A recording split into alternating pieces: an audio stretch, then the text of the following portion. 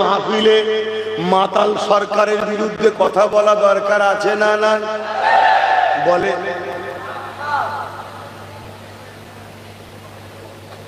আব্বাস সিদ্দিকীর ওয়াজ শুনবেন না থাকবেন? আব্বা বলবো না? আমি সম্মানের সাথেই বলছি, মুসলমানকে ভাতা দিচ্ছে, ইমামদের ভাতা দিচ্ছে, কিসের টাকা? মদের টাকা। জানেন নারী দেহ বিক্রি করার টাকা, সুদের টাকা। কই বলছে না তো, বলছে আমি দিই। একটু ভাবতে হবে না কেন এই হারামটা খাওয়ানো হচ্ছে? এই হারামটা খাওয়ানো হচ্ছে কেন? কেন আমাদের মধ্যে যদি হারাম না ঢোকে আমরা ইসলাম থেকে দূরে সরে যাব না, এই জন্য হারাম ঢুকানো হচ্ছে।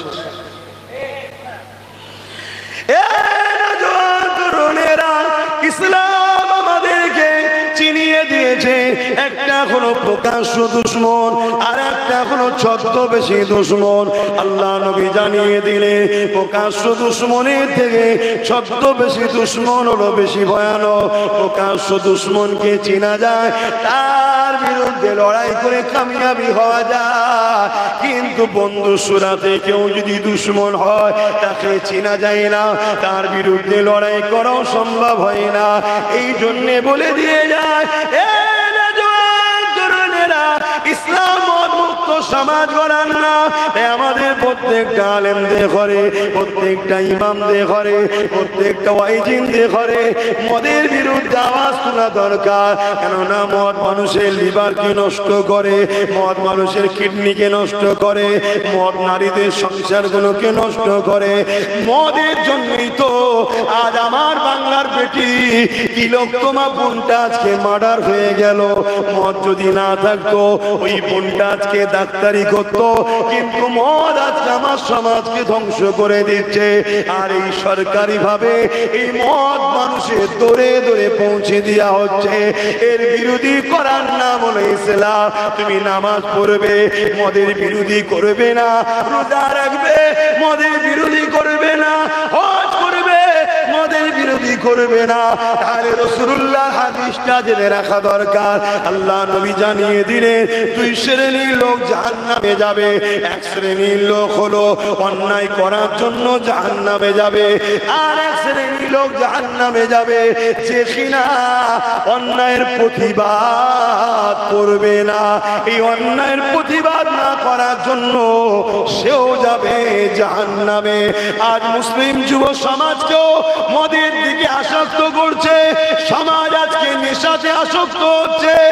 আমার উলামা ভাইরা, আমার ইমাম ভাইরা, আমার মুসলিম সমাজের মানুষেরা এর বিরুদ্ধে কথা বলতে হবে। কেউ যদি মনে করে আমি তো মদ খাই না, আমি তো শরাব পান করি না, মনে রাখবেন অন্যায় করলে জাহান্নামে যাবে। অন্যায়ের বিরোধী না করার জন্য জাহান্নামে যেতে হবে। দুই শ্রেণীর লোক জাহান্নামে। হযরত নবী লূত আলাইহিস সালামকে আল্লাহ পাক বলছেন, নবী লূত তোমার উম্মতের মধ্যে থেকে 30,000 লোককে আমি আল্লাহ মারবো। কত হাজার? 30,000। তার মধ্যে থেকে 80,000 লোককে মারবো তোমার উম্মতের মধ্যে থেকে। তার মধ্যে 40,000 ভালো, 40,000 খারাপ। হযরত নবী লূত আলাইহিস সালাম বলছেন, আল্লাহ ভালো লোকগুলোকে মারবেন মারবেন, খারাপ লোকগুলোকে মারছেন কেন? এই খারাপ লোকগুলোকে মারবেন মারবেন, ভালো লোকগুলোকে মারছেন কেন? আল্লাহ পাক বললেন, নবী লূত শোনো, খারাপ লোকগুলো তো অন্যায় করার জন্য মার খাবে, কিন্তু ভালো লোকগুলো খারাপ লোকের বিরোধী করে না কেন, তাদের সঙ্গে মেশে কেন? এজন্য আমি আল্লাহ তাদেরকেও মারব। শুনছেন তো নাকি? তাহলে অন্যায় করেই যে শুধু জাহান্নামে যাবে এমনটা নয়, অন্যায়ের বিরোধী না করলেও, জোরে বলো, জাহান্নামে যাবে। এটা আল্লাহর বিধান। আল্লাহ আমাদেরকে খায়রুল উম্মাহ করেছে, শ্রেষ্ঠ উম্মাত আল্লাহ আমাদেরকে বানিয়েছে। আমাদের কাজ দুটো, অন্যায়কে মিটানো, ন্যায়কে প্রতিষ্ঠিত করা। অন্যায় মিটাতে গিয়ে যদি আপনার জেল হয়, আল্লাহর খুশির জন্য জেলে যেতে হবে। অন্যায়কে মিটাতে গিয়ে যদি আপনার জীবন চলে যায়, আল্লাহর জন্য জীবন দিতে হবে। অন্যায়কে মিটাতে গিয়ে যদি আপনার ঘরকে বুলডোজারে ভাঙা হয়, ওটাকেও আপনাকে স্বীকার করে নিতে হবে। কেন? আল্লাহ আমাকে আপনাকে পরীক্ষা করবে। বান্দা, তুই আমার ভালোবাসায় কি করিস আমি দেখব। এই মাসে ইব্রাহিম আলাইহিস সালামকে আল্লাহ পরীক্ষা নিয়েছিল, জানেন না? হ্যাঁ, ইব্রাহিম নবী কি করেছিল? নমরুদ যে অন্যায় করে, নমরুদের বিরুদ্ধে কথা বলেছিল, নমরুদের অন্যায়ের বিরুদ্ধে কথা বলেছিল। এ নওজোয়ান তরুণেরা, নমরুদের বিরুদ্ধে বলার জন্য নমরুদ ইব্রাহিম নবীকে বিশাল আগুন তৈরি করে ইব্রাহিম নবীকে ফেলে দিবার চেষ্টা করলো। আগুনটা কত বড় করেছিল, খরিকি গ্রামের মতো এত বিশাল এলাকা নিয়ে কয়েক মাস ধরে আগুন তৈরি করেছে। ওই আগুনেতে এত তীব্রতা হয়েছিল, ইব্রাহিম নবীকে ফেলার মতো উপায় ছিল না। তাই শয়তান এসে বুদ্ধি দিয়ে দিল, এ নমরুদ, ইব্রাহিমকে ফেলতে গেলে এমন করে একটা চরকি তৈরি করো, ওই চরকিতে ঘুরিয়ে ঘুরিয়ে ঘুরিয়ে ঘুরিয়ে ইব্রাহিম নবীকে টান মেরে ছুঁড়ে ফেলে দাও। ইব্রাহিম নবীকে চরকিতে তুলে দেওয়া হলো। ইব্রাহিম নবীকে বিশাল আগুনে ফেলা হবে। এ যুবকেরা, তরুণেরা, আল্লাহ পাক ইব্রাহিম নবীকে পরীক্ষা নিচ্ছে। তোমাকে আমাকে নেবে না, এটা ভাবছো কেন? ইব্রাহিম নবীর চরকি যখন ঘোরানো হতে লেগেছে, এবার আগুনে ফেলা হবে। হযরতে জিবরাইল আলাইহিস সালাম এসে ওই চরকিকে ধরে ফেলেছে। ধরে ফেলার পরে বলতে লেগেছে, এ হযরত ইব্রাহিম, আপনি যদি বলে আমি তাহলে নমরুদ বাহিনীকে এখানে তাদেরকে হাঁটিয়ে দেবো, আমার ডানা দিয়ে ঝাপটা দিয়ে তাদেরকে সরিয়ে দেবো, আপনাকে কি সাহায্য করতে হবে? ইব্রাহিম আলাইহিস সালাম বলেছিলেন, এ ভাই হযরত জিবরাইল, আল্লাহ আমাকে পরীক্ষা নিতে লেগেছে। এই কঠিন পরীক্ষা আপনি আমাকে ডিস্টার্ব করবেন না। আপনি চলে যান আমার কাছ থেকে। আমি আল্লাহর ভালোবাসায়, আল্লাহর জন্য হক কথা বলেছি। আমি জালিম নমরুদের অন্যায়ের বিরুদ্ধে বলেছি। এই জন্যে নমরুদ আমাকে আগুন তৈরি করে ফেলে দিতে লেগেছে। আমার আল্লাহ পাক তিনি দেখতে লেগেছে, আমার আল্লাহ যদি ইব্রাহিমকে বাঁচাতে চান, তিনার ক্ষমতা আছে বাঁচাবা। আর আল্লাহ যদি আমি ইব্রাহিমকে আগুনে ফেলে পুড়িয়ে দিয়ে তিনি খুশি হয়, আমি ইব্রাহিম আমার আল্লাহকে এত ভালোবাসি, আমি আমার আল্লাহর জন্য একবার নয়, আবার যদি জান ফিরে পায়, আবার যদি আগুনে ফেলে, আবার যদি জান ফিরে পায়, আবার যদি আগুনে ফেলে, এই জিবরাইল রে, আমি আমার আল্লাহর খুশির জন্য একবার নয় 1000 বার পুড়তে রাজি আছি। আরো জোরে বলুন সুবহান।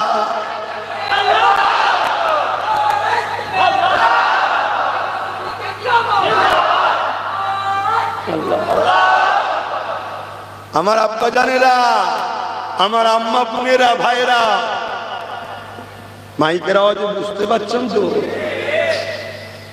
ইব্রাহিম নবী জালিম শাসকের বিরুদ্ধে কথা বলেছে, আল্লাহর হুকুম, আর জালিম শাসক ইব্রাহিম নবীকে আগুনে ফেলছে।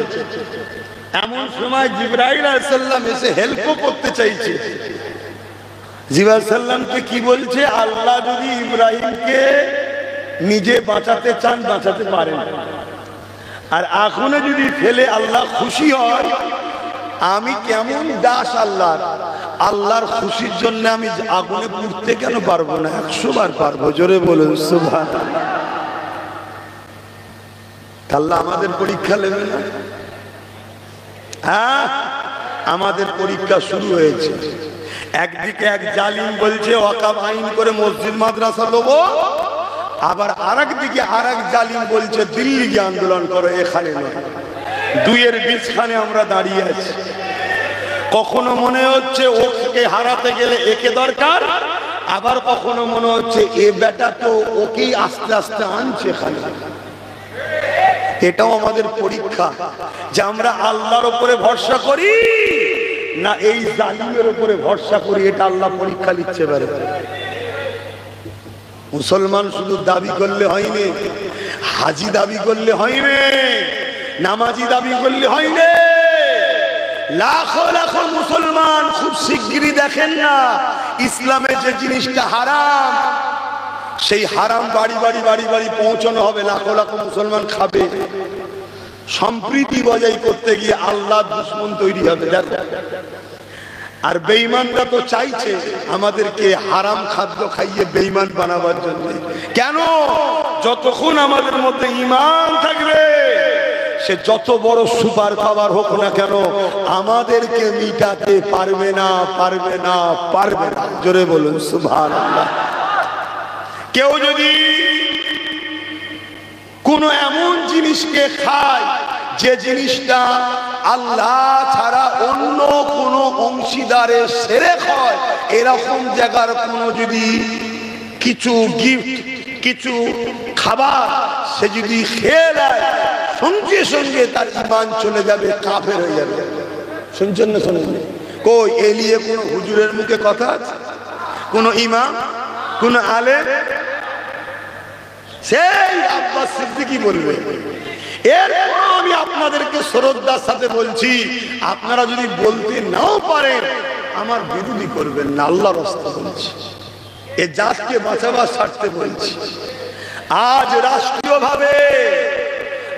রাষ্ট্রীয়ভাবে ইসলামকে যেমন মিটাবার চেষ্টা চলছে, ঠিক তেমন আমার রাজ্যের মাথায় বসে থাকা যিনি দায়িত্বে, তিনি রাজ্যের প্রধান হয়ে আমাদের ঈমানকে নষ্ট করার জন্য বাড়ি বাড়ি বাড়ি বাড়ি বাড়ি বাড়ি গায়ের ইসলামের ধর্মীয় অনুষ্ঠানের খাদ্য আমাদেরকে খাওয়াবার প্ল্যান চলছে। দেখেছেন না? দেখেন? কথা বলুন। আল্লাহ নবী বলছেন কোন জায়গায় যদি গান বাজনা হয়, ফতোয়াটা শোনো, মানবে না মানবে পরের বিষয়, মনে রেখে দিও, নিঃশ্বাস পড়াবে। মুসলমান মনে করে মিনহা খালাকনাকুম ওয়া বিহা নুঈদুকুম ওয়া মিনহা নুখরিজুকুম তাহারাতান উখরা বলে মাটি তো দিয়ে আসবে, ওই কবরে 99টা সাপ পাবে, এক একটা সাপের দুটো করে মুখ হবে, জাহান্নামের গর্ত হবে, নিঃশ্বাস কার কখন ফুরাবে কেউ জানে না। আজ আব্বাস বসে আছে, কাল সূর্য উঠবে, আব্বাস নাও উঠতে পারে। এই জিন্দেগির জন্য আল্লাহর বিরোধী হয়ে যেও না। সম্প্রীতির নাম এটা নয় যে গু গোবর খাওয়ার নাম সম্প্রীতি। শুনছেন না? শুনেন? সম্প্রীতি কে বলে নাকি? সম্প্রীতি কাকে বলে? সম্প্রীতি হলো আমার দেশবাসী সবাই আমরা ভাই ভাই, সবার শিক্ষা, সবার স্বাস্থ্য, সবার কর্ম, সবার বাসস্থান সমানভাবে থাকবে। আমরা একে অপরের ভাই ভাই মিলেমিশে একে অপরের সহযোগিতা করব। এর মানে এটা নয় আমার কুরবানির গোশত হিন্দুকে খেতে হবে আর অন্য কারো জিনিস আমাকে খেতে হবে, এটার নাম সম্প্রীতি নয়। তোমার ধর্মে যেটা নিষেধ আছে তুমি করো না, আমার ধর্মে যেটা নিষেধ আছে তুমি আমাকে জোর করো না। এই মিলজুলের পরও তুমি তোমার ধর্ম করবে, আমি আমার ধর্ম করব, দিনের শেষে দেশ ও দেশবাসী মিলেমিশে থাকবো, এরই তো নাম সম্প্রীতি। একজন চিল্লাচ্ছে, একজনের নামে স্লোগান, আর একজন চিল্লাচ্ছে আর একজনের নামে স্লোগান। শুনছেন তো নাকি? আল্লাহ নবী বললেন কোন জায়গায় যদি মেলা হয়, গান বাজনা বাজে, সেই জায়গার খাদ্য কেউ যদি খায় ঈমান চলে যাবে। শুনছেন তো নাকি? এটা শরীয়তের হাদিস, হুকুম। বসিরহাটের বড় মাওলানা ফতোয়া আমিনিয়া পড়ে নেবেন, পেয়ে যাবে। শুনছেন তো নাকি? আমার কথা আপনাদের অসুবিধা হচ্ছে নাকি? শরীয়ত বলছি। কোন জায়গায় যদি গান বাজনা হয়, সেই গান বাজনার অনুষ্ঠিত মেলার খাবার যদি খেলে ঈমান চলে যায়। কোন জায়গায় যদি আল্লাহ না ছাড়া অন্যজনের উপাসনা শরীক করা হয় আল্লাহর সাথে, সেই জায়গার খাদ্য খেলে ঈমান থাকবে? তাহলে আমাদের বেঈমান বানাবার চেষ্টা চলছে না চলে না? কেন চাইছে? প্রশ্ন তো, কেন চাইছে? কেন চাইছে? মন দিয়ে শুনে রেখে দেন। এই বেঈমানগুলো দেখেছে বদরের ইতিহাস, এই বেঈমানগুলো দেখেছে খাইবারের ইতিহাস, এই জালিমগুলো দেখেছে মুতার ইতিহাস, এই জালিমগুলো দেখেছে বিশ্বের বুকে ইসলামকে মিটাবার জন্য আমেরিকা চেষ্টা করেছিল ইসলামকে মিটিয়ে দেব। আমেরিকার ডব্লিউ বুশ বলেছিল ইসলাম আমেরিকাতে রাখবো না, কিন্তু আল্লাহ পাকের মর্জিদে খোল আমেরিকার ডব্লিউ বুশের কন্যাকে আল্লাহ ইসলাম কবুল করিয়ে কোরআনের হাফেজা বানিয়ে দিয়েছে। ইতিহাস সাক্ষী দিতে লেগেছে বদরের জমিনেতে মক্কা থেকে 1000 সৈন্য আগে আসতে লেগেছে মদিনার উপরে হামলা করবে বলে। মন দিয়ে শুনে রেখে দাও যুবকেরা, ওই সময়তে দেখা যায় আল্লাহ নবীর কানে খবরটা চলে এলো মক্কার আবু জেহেল 1000 সৈন্য নিয়ে আসতে লেগেছে মদিনার উপরে হামলা করে দেবে বলে। ওই আবু জেহেলের হাতে অস্ত্র রয়েছে, ওই আবু জেহেলের হাতে তরোয়াল রয়েছে, ওই আবু জেহেলের হাতে ঢাল রয়েছে। ওই আবু জেহেল বাহিনীরা ঘোড়ার পিঠে উটের পিঠে চেপে চেপে আসতে লেগেছে। তারা মদিনার জমিনে হামলা করবে, মদিনাকে তারা মিটিয়ে দেবে। কেন মিটিয়ে দেবে? মদিনার মানুষেরা আল্লাহ নবীকে সাথ দিয়েছে, আল্লাহ নবীকে প্যার করেছে, আল্লাহ নবীকে আপন করে নিয়েছে, এই জন্য তাদের রাত মদিনার উপরে। কিন্তু আমার নবী পাকের খবরটা পেয়ে গেল। সাহাবা হুজুরকে বলতে লাগলে, এ বাবা সাহাবারা, আবু জেহেল বড় অত্যাচারী, সে বাচ্চাদের উপরও দয়া করবে না, নারীদের উপরও দয়া করবে না, মুরব্বীদের উপরও দয়া করবে না, বেটিদের উপরও দয়া করবে না। এ আবু জেহেলকে মদিনার জমিনে ঢুকার আগে আমাদেরকে তাদেরকে রুখতে হবে। আমরা চলো তাদেরকে গিয়ে বুঝাই, কেননা তারা মক্কার জমিনে আছে, আমরা মদিনার জমিনে রয়েছি। কি দরকার তাদের মদিনার জমিনে এসে হামলা করবে? আমরা তাদেরকে বুঝাবো। এই কথা যখনই শুনলো আল্লাহ নবীর সাথে মাত্র 313 জন যুবক সাহাবা রওনা দিলে। এই যুবকেরা এদিকে যখন রওনা দিয়ে দিয়েছে, আর ছোট ছোট দুটো বাচ্চা ছেলে আমার মায়ের কাছে এমন করে এসে বলতে লেগেছে, আম্মা জান, মদিনার জমিনে আজকে মুরব্বী সাহাবাদিওকে দেখছি, যুবক সাহাবাগুলোকে কেন দেখতে পাচ্ছি না? ওই সময় আম্মা বলেছিল, এ নবীর দিবানা আমার বাচ্চারা, শুনে রেখে দাও, ওই আবু জেহেল মক্কার জমিন থেকে 1000 সৈন্য নিয়ে এসে মদিনার উপরে হামলা করবে বলে আগে এসেছে। এই মদিনার মানুষকে রক্ষা করার জন্য নবী পাকের ডাকে সাড়া দিয়ে যুবক সাহাবারা মদিনা থেকে বেরিয়ে গেছে, বদরের দিকে রওনা দিয়েছে। এই কথা শুনে ওই দুটো বাচ্চা বলেছিলাম, মা জান, বড়দের বড় বড় অস্ত্র হয়, আমাদের কি ছোট ছোট দুটো অস্ত্র দেওয়া যাবে না? কি করবে বাবা ছেলেরে? ওই সময় বলতে লাগলো, মা, আমার নবী পাকের দুশমন আবু জেহেলের বিরুদ্ধে আমরা লড়াই করতে চাই। আরো জোরে বলুন সুবহান।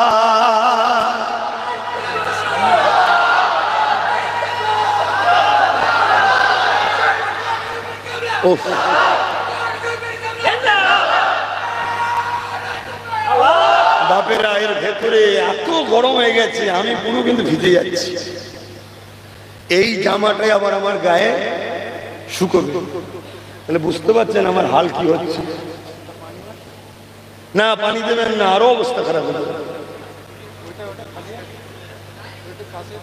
না না, ও হলেও তো আবহাওয়াটাই তো গরম হয়ে যাচ্ছে।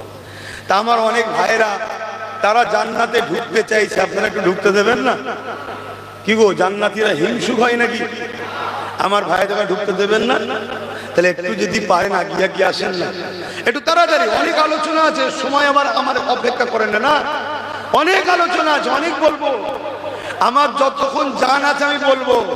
তাতে বলতে বলতে যদি মরে যায় আলাদা কথা, কিন্তু যতক্ষণ জান আছে বলবো। থাক, ডান দিকে চেপে সামনের দিকে এগিয়ে গিয়ে আসে। জান্নাতের যুবকদের ভিড় হচ্ছে, ইবলিস ও ইবলিসের চালাদের বুকে ব্যথা হবে। তোমাদের গ্রামেও 2-5টা ইবলিসের চালা আছে না? না, আল্লাহ তাদেরকে হিদায়েত করুন, বলুন আল্লাহুম্মা আমিন। আরো জোরে বলুন আল্লাহুম্মা আমিন। আর যদি হিদায়েত না হয় আগামী দিন এদের সঙ্গে যুদ্ধ করতে হবে। রাজি আছেন তো নাকি? হ্যাঁ, রাজি আছেন না? না, কারণ ইসলামের দুশমন যারা হবে তাদের সঙ্গে আমাদের লড়াই চলবে, ঠিক না বে ঠিক? তো কোনোভাবে পিছুবার জায়গা নাই। তাড়াতাড়ি আসেন, তাড়াতাড়ি আসেন। তো ভাইরা আমার, কি কথা বলছিলাম? দুটো বাচ্চা, মা তাদের কথা শুনে বড় খুশি হলো। মা তাদেরকে বুকায় জড়িয়ে ধরে চুমা দিল। বাবা, আমি ধন্য, তোর মতো বাচ্চাকে আমি পেটে ধরতে পেরেছি। জোরে বলুন সুবহানাল্লাহ। তুই মুহাম্মদ রাসূলের জন্য, দ্বীনের জন্য, ইনসাফের জন্য, ইনসানিয়াতের জন্য, মানবতার জন্য, গরীবের জন্য, মানুষের জন্য তোর মনে যে এই চিন্তা ভাবনা আছে, সন্ত্রাসের বিরুদ্ধে লড়ার মন মানসিকতা এই বাচ্চা বয়সে তোদের রয়েছে, আমি মা বড় গর্বিত। বাবা, তুই যদি রাসূলুল্লাহর জন্য লড়তে গিয়ে শহীদ হয়ে যাস, কিয়ামতের দিনে আমি তোর মা, শহীদের মা হয়ে উঠবো। জোরে বলুন সুবহানাল্লাহ, আরো জোরে বলুন সুবহানাল্লাহ। আর আজকে আল্লাহু আকবার, আর আজকে আমাদের মায়েরা কি বলে? সব মা নয়, কিন্তু কিছু মা আছে তো, বাবা মসজিদের জন্য যাস না, মাদ্রাসার জন্য যাস না, ও ওয়াকফ আইন হয়েছে হোকে যাক, শাসকের বিরুদ্ধে যাস না, দালালি করে খেতে হয় খেগে যা বাবা, খবরদার বিরোধী করতে যাস না। আমার আম্মা, আমার আব্বা জানেরা, সন্তান তোমার ঠিকই কথা, মনে রেখে দিও এই জমিনে হাজারো বাপ মা আছে, হাজারো চেষ্টা করে সন্তান আল্লাহ দেয়নি। আল্লাহ তোমাকে সন্তান দিয়েছে তোমার পরীক্ষা নিবার জন্য। তোমার কাছে সন্তান আগে না আল্লাহ রাসূল আগে? সেই দিনের জন্য তুমি তোমার বাচ্চাকে আটকে রেখে দিচ্ছ, দিনের দিকে যেতে দিচ্ছ না। মনে রেখে দিও, ওই সন্তানকেই আল্লাহ এমন বিস্ফোরা তৈরি করবে, ওর হাতে তোমাকে আল্লাহ লাঞ্ছিত করবে, ওর হাতে আল্লাহ তোমাকে মার খাওয়াবে, ওর হাতে আল্লাহ তোমাকে অপমানিত করবে, এবং কিয়ামতের দিনে ওই বাচ্চার কারণে তুমি জাহান্নামে যাবে। এটা মনে রেখে দিও আমার মা বাবারা, এটা মনে রেখে দিও। তোমার বাচ্চা যখন ইসলামের দুশমনদের ঝান্ডা ধরে যায়, তুমি বাপ মা তখন বাধা দিও না, তখন তুমি বলছো বাবা ঠিক আছে যা যা। আর তোমার বাচ্চাটা যখন মুহাম্মদ রাসূলের ঘরের ছেলে, নবী বংশের আওলাদ, আর কুরাইশ বংশের বাচ্চা, আব্বাস সিদ্দিকীর ঝান্ডা ধরে আহলে সুন্নাত ওয়াল জামাতের ঝান্ডা ধরে যখন যায়, মা আছে অনেক, বাপ আছে অনেক, তাদেরকে রুখতে চাও, যাসনি বাবা। আব্বাসের সঙ্গে শাসকের লড়াই আছে, বলে না বলে না, মারে। শাসক আমার জমি মেরে লাইনে, শাসক আমার চাকরি মেরে লাইনে, শাসক আমার কিছু ক্ষতি করে দেয়নি, শাসক আমার কিচ্ছু করতে পারবেও না। মা, শাসকের সঙ্গে আমার লড়াই, শাসক হলো জালিম আর আমার নবী হলো মজলুমের সাথী, তাই আমিও মজলুমদের হয়ে কথা বলি। জোরে বলুন সুবহানাল্লাহ। শাসক মাদ্রাসাকে মিটাতে চায়, শাসক মসজিদকে মিটাতে চায়, শাসক যখন কেন্দ্রের বিরুদ্ধে কথা বলবো, শাসকের তখন বুকে ব্যথা হয় যে বাংলায় মসজিদ মাদ্রাসালে কথা বলা যাবে না। অতএব এত বড় মসজিদের বিদ্বেষ, এত বড় কোরআনের দুশমন, এত বড় ইসলামের দুশমন, এই শাসকের বিরোধী করা, এটা আব্বাস সিদ্দিকীর ঈমানের পরিচয়, তাই আমি এর বিরোধী করি না।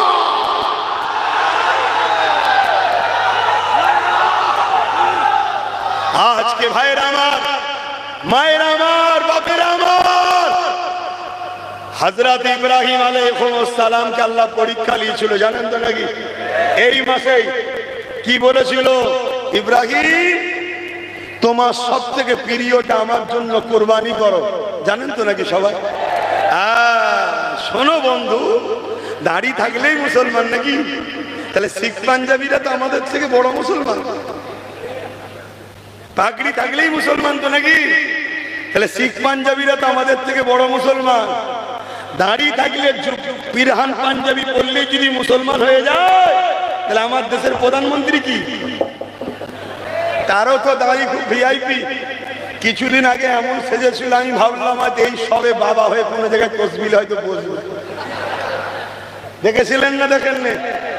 হ্যাঁ, তাহলে দাড়ি থাকার নাম ইসলাম, শুধু মুসলমান নয়। দাড়িটা যদি ইমানদারের মুখে থাকে তবে সুন্নাত, আর দাড়ি যদি ইমানদারের মুখে না থাকে ওটা কোনো কাজের নয়, বেকার। আমার কথা বুঝছেন তো? হ্যাঁ, যদি মাথায় টুপি দিলেই মুসলমান মনে হয়, রোজার মাসে একদল হারামখোর সারাদিন খেয়ে মাথায় টুপি দিয়ে আমাদের সঙ্গে বসে না, বসে না, তাহলে ওইগুলোকে কি বলবেন? মুসলমান? হ্যাঁ, আমার অজয়, আমি এসছি কি করতে? আমি এসেছি তো মোহাম্মদ রসুলের দিনের জন্য। আমার দিনের ওপরে ধুলো ধালা যা করবে ঝাড়বো না, ঝাড়বো না, সেই পরিষ্কার করছি তো নাকি? এবারে পরিষ্কার করতে গিয়ে কার কি বুকে টুকে লাগছে আমার দেখলে হবে না কেন? আমি তো তোমার দলের চাকর না, আমি মোহাম্মদ রসুলের গোলাম। আমি তো 4 দিনের জন্য কথা বলবো, তাতে দেশের প্রধানমন্ত্রীরও যদি লাগে তা আমি কি করবো? আর আমার রাজ্যের যদি 2 দিন লাগে তা আমি কি করবো? তোমাদের উচিত হবে আমার নবীর দিনের দিকে বেশি নাক না গলানো। তাহলে তোমরা তোমাদের মতো থাকবে, আমি আমার মতো থাকবো। কি তুমি যদি মনে করো গায়ের জোর দিয়ে চুচুড়ার মাদ্রাসায় তালা মারবে, তার ফল আজও চলছে না, চলে না? শুরুটা কোথা থেকে হয়েছিল মনে পড়ছে? আমি এ লাইনের লোক নয়, আমি অন্য লাইনের লোক ছিলাম, কিন্তু চুচুড়ার মাদ্রাসায় যখন তালা মেরেছিল সেই দিন খুলতে গিয়ে আমাকে র্যাবের ভয় দেখানো হয়েছিল, র্যাব নামানো হয়েছিল মারবে বলে। আমি বলেছিলাম আজ আমরা 14-15 হাজার লোক আছি, যদি আজ মারিস কালকে যেখানে পাবো মেরে ওসুল করে নেবো। স্পষ্ট কথা করে বাবা, দেশটা কারো বাপের নয়, দেশটা কারো বাপের নয়। তুমি যদি মনে করো আমার হাতে ক্ষমতা যে পিটিয়ে ঠান্ডা করে নেবো, কিছুক্ষণের জন্য মার খেয়ে নেবো, কিন্তু পরেক্ষণে তৈরি হয়ে পিটিয়ে শান্তি নেবো। সোজা সুজি কথা। যদি মনে করো হুজুরি কি কথা বলছে, আরে রেখে দিকে যাও হুজুর। হযরত ওমর ফারুকের থেকে বড় নাকি আব্বাস সিদ্দিক? হ্যাঁ, ওমর ফারুক কি করেছিলেন? হ্যাঁ, যখন রাসূলুল্লাহর হাতে হাত দিলেন, দিবার পরেই কাবার সামনে চলে গেলেন, যে বলতে লাগলেন আশহাদু আল্লা ইলাহা ইল্লাল্লাহ ওয়া আশহাদু আন্না মুহাম্মাদান আবদুহু ওয়া রাসূলুহু। মক্কার মুশরিকদের লিডাররা সব আগিয়ে চলে এসেছে। আরে কার এত সাহস, প্রকাশ্য মক্কায় কলেমা পড়ছে, যত দেখি সব অস্ত্র নিয়ে বেরিয়েছে মারবে বলে। বেরিয়ে দেখছে ওমর ফারুক পুরো ডিস ব্রেক মেরে দাঁড়িয়ে গেছে। ওমর বলছে আয়, আমার নবীকে অনেক কষ্ট দিয়েছিস, আমার নবীর সাহাবাদেরকে অনেক মেরেছিস, এবারে উমারের চাই যদি মায়ের দুধ খেয়ে থাকিস আমার সাথে লড়বি। আর আমি উমার, তোর স্ত্রীকে যদি বিধবা করতে চাস আমার সামনে আয়। সব আস্তে আস্তে ঘরে ঢুকে দরজা দিয়েছে। তাহলে কি বুঝলেন? ভালোকে ভালোবাসার নাম ইসলাম, অন্যায়কে মিটাবার নাম। তুমি ভালো কাজ করো, ভালো বলবো। তুমি ভালো কাজ ছেড়ে দিয়ে মানুষের রুজি রুটি শিক্ষা স্বাস্থ্য কর্মসংস্থান ছেড়ে দিয়ে তুমি ইসলামকে মিটাবার জন্য উঠে পড়ে লেগেছো, তা তোমাদেরকে ছেড়ে দেবো নাকি? অন্য কে কি বলবে, কে কি করবে, কে কে দা করবে আমার দেখার দরকার নেই। হ্যাঁ, আমি জানি এই মুসলমানি কেউ 5,000-এ বিক্রি হয়, কেউ 1 লাখে বিক্রি হয়, কেউ একটু লাল আলো পেলে বিক্রি হয়, কেউ বুলো আলো পেলে বিক্রি হয়, কেউ চায় আমার আগে 2টো পুলিশ গাড়ি থাকবে, পিছনে পুলিশ গাড়ি থাকবে, আমি দালালি করব। যার যেটা খুশি হচ্ছে করতে পারে, কিন্তু মনে রাখবে কেউ যদি হারামখোর হতে পারে, তা বলে আমি আব্বাস সিদ্দিকী কেন হতে যাব? আমি তো আমিন আল্লাহর কাছে বিক্রি হয়ে গেছি, অন্য কোন জায়গায় আর বিক্রি হওয়া যাবে না। তুমি গাদ্দার হতে পারো, তুমি হারামখোর হতে পারো, তুমি চিটিংবাজ হতে পারো, তুমি গুস্তাখে রাসূল হতে পারো, তুমি কাফেরের সাথ দিতে পারো, তুমি ইসলামের দুশমনের সাথ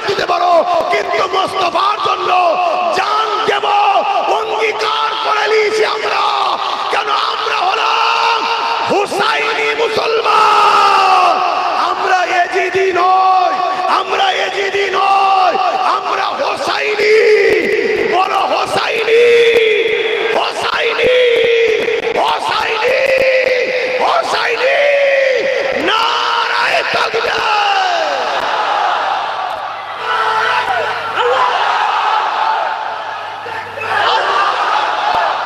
আমাদের ইমাম হোসেন, ইমাম হোসেন পাক আলাইহিমুস সালাম রাদিয়াল্লাহু তাআলা আনহু রাদওয়ান, আমাদের ইমাম তিনি যিনি জান্নাতের যুবকদের সর্দার।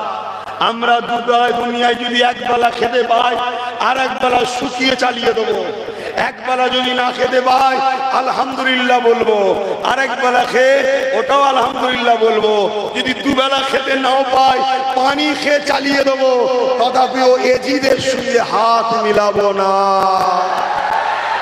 আরে ইতিহাস এমনি ঘটেছে নাকি তোমরা জানো না? ইমাম হোসেন পাকের বিরুদ্ধে 22,000 সৈন্য এসেছিল। কত? 22,000। তার মধ্যে 13,000 ছিল আলেম উলামা, মুফতি, মাওলানা, হাফেজ। কত? 13,000। তাহলে আলেমদের ঘরে সবাইকে খারাপ ভাববেন নাকি? না, ঈমান চলে যাবে। আলেমদের সঙ্গে খারাপ ব্যবহার করে আল উলামা ইহনাতুল কুফর, আলেম উলামাদের ঘরে ইহনাত করলে কুফরি হয়, কুফরি হারে মারা গেলে সারা জীবন জাহান্নামে। শুনছেন তো নাকি? তাহলে আলেম দুই ধরনের, একটা খায়রুল উলামা, একটা শাররুল উলামা, একটা ভালো উলামা, একটা খারাপ উলামা। ভালো উলামা চিনবেন কি করে?